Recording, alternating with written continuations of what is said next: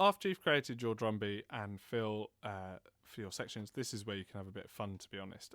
If you go to the instrument section, this would be the first thing you could do. You'll notice that we've got drum kits, but we've actually got lots of different drum kits. So you could change it from classic rock to blues, for example. Let's have a listen what that sounds like. Okay, so it's a different type of sound.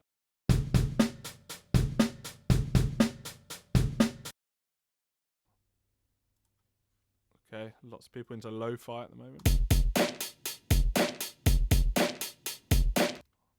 Okay, so there's a few options there, aren't there? You can explore them. Also, I should add, if you change this to drum pads, it will also work.